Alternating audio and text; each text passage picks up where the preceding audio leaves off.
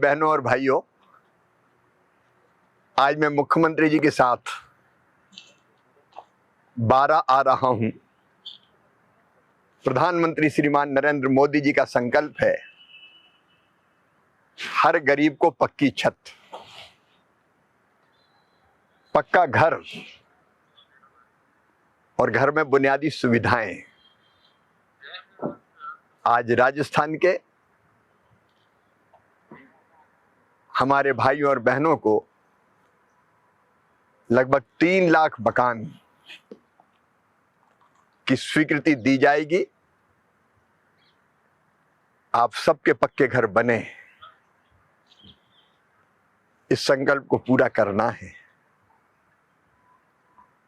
इसके साथ साथ पीएम जनमन हमारे आदिवासी भाई और बहनों को भी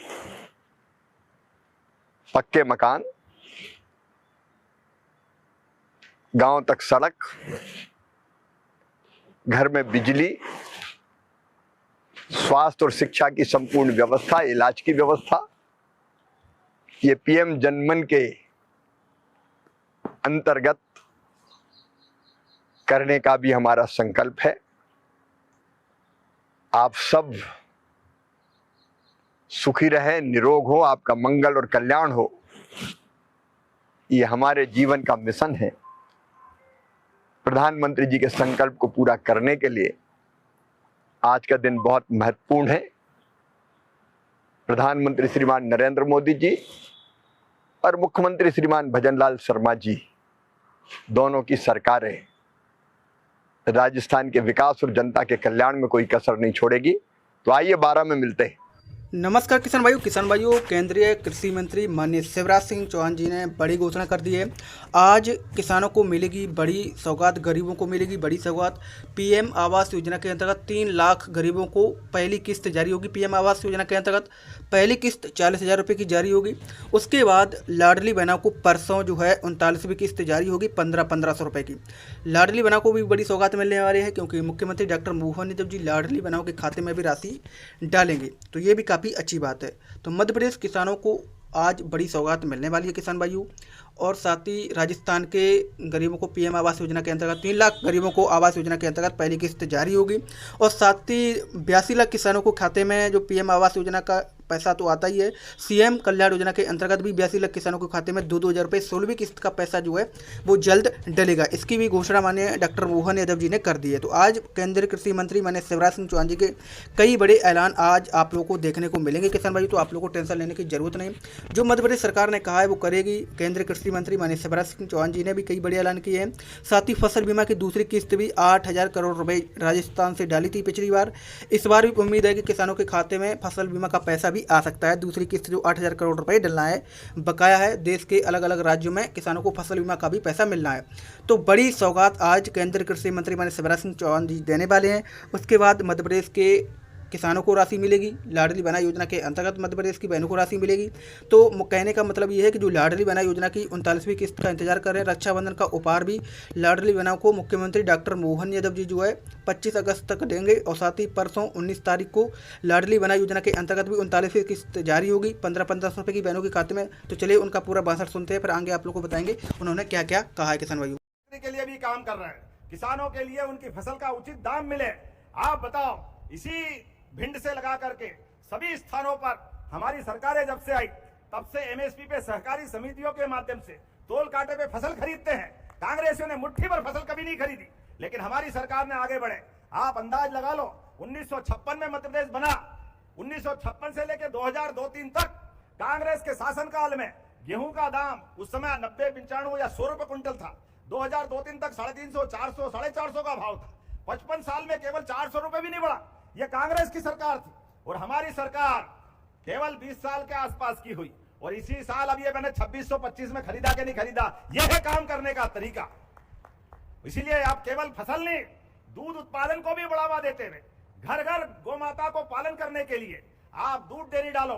25 गौ माता की यूनिट डालोगे, 40 लाख की योजना, 10 लाख हमारी सरकार आपको अनुदान देने वाली है, ताकि आप घर घर दूध उत्पादन करो। दूध उत्पादन में देश में अभी मध्य प्रदेश तीसरे नंबर पे है। हमारी योजना से नंबर 1 पे जाने वाला है। और उतना ही नहीं, आगे बढ़ते हुए हमको मालूम है कांग्रेस के शासनकाल में अपनी एमपीआरडीसी की बसें बंद हुई थी। बसें बंद हुई कि नहीं बंद हुई? अपनी सरकार जब घर घर गांव गांव तक सड़क देने वाली है तो वापस बस चालू करना चाहिए कि नहीं करना चाहिए? बसें गांव में बैठा आदमी, गरीब से गरीब आदमी, सबको बस की जरूरत पड़ती है। सरकार के माध्यम से इसी महीने बस व्यवस्था चालू कर रहा है। जोरदार अभिनंदन करें। धीरे धीरे करके पूरे प्रदेश में सब वर्गों के कल्याण के लिए हमारी सरकार लगातार काम कर रही है। उद्योग धंधे के लिए आप बताओ, अभी बताया है 2000 करोड़ का गुना में सीमेंट प्लांट, 2500 करोड़ का अभी आपके सामने शिवपुरी में 2500 करोड़ की 1000 किलोमीटर की मिसाइल बनेगी। पाकिस्तान का कोई कोना नहीं बचेगा, निशाना यहां से लगेगा और उड़ के वहां जाएगी। देश के दुश्मनों से निपटने के लिए सरकार के माध्यम से सभी क्षेत्रों में काम कर रहे हैं और सब वर्गों के कल्याण के लिए, इस क्षेत्र में उद्योग धंधे बढ़ाने के लिए भी, औद्योगिक क्षेत्र में मुझे गर्व है। मध्य प्रदेश आज देश के अंदर वो राज्य में है जहां सबसे कम बेरोजगारी की दर अगर किसी जगह है तो मध्य प्रदेश में। जोरदार अभिनंदन करें। किसान कल्याण वर्ष के माध्यम से हम अपने वर्ग की बहुत सारी बातें बता सकते हैं, लेकिन अब तो गीता भवन भी हमारे नगरीय क्षेत्र में बनने वाले हैं और ग्रामीण क्षेत्र में जो ब्लॉक में एक अच्छा गांव होगा, प्रहलाद जी भाई साहब है वहां पे, तो वृंदावन गांव और गीता भवन भी मध्य प्रदेश में बनाए जाएंगे। इस योजना पे हम काम कर रहे हैं। बोलो कृष्ण कन्हैया लाल की। जैसे हमने वृंदावन की बात की, गीता भवन की बात की, फिर खड़े हो गए, मानते ही नहीं, ये गीता भवन क्यों बना रहे हैं? अब बताओ, गीता भवन नहीं बनाए तो किसके भवन बनाए? आपने तो कभी समझा नहीं। परमात्मा की दया से 84 लाख योनियों के बाद ये मानव शरीर मिला और मानव शरीर में कर्मवाद की शिक्षा के लिए भगवान गोपाल कृष्ण ने महाभारत के भीषण युद्ध में कर्मवाद की शिक्षा के बलबूते पर पवित्र गीता दुनिया के अंदर हमारे सामने अवतरित होके आज मुझे गर्व है। अब प्रधानमंत्री भी, देश के कोई राष्ट्रपति और बड़े से बड़ा आदमी आता है, हमारे पवित्र ग्रंथ गीता उनको भेंट करते हैं। जोरदार अभिनंदन करो। उनके नाम पे गीता भवन क्यों नहीं बनना चाहिए?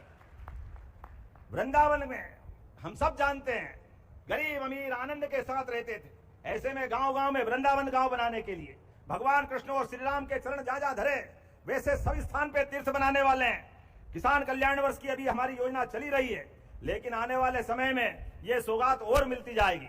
लेकिन मुझे आज अभी यहाँ इस लाहौर से भी गुड्डू भाई ने कहा कि यहाँ कॉलेज तो है लेकिन पीजी नहीं है। अभी आपने कहा है कि हमारे अपने बच्चों के लिए तो पीजी की क्लासें खुलना चाहिए। खुलना चाहिए क्या? खुलना चाहिए तो जोरदार ताली बजाओ। मैं खोलने की घोषणा करता हूं। लाहौर के बच्चे पढ़े लिखे आगे बढ़े और हमारे युवा नौकरी पाने वाले नहीं, नौकरी देने वाले बनना चाहिए। इस भावना से हमारी सरकार काम कर रही है। लगातार विकास के मामले में एक के बाद एक ये क्रम बढ़ते रहेंगे। आने वाले रक्षाबंधन की, हमारे सभी त्योहारों की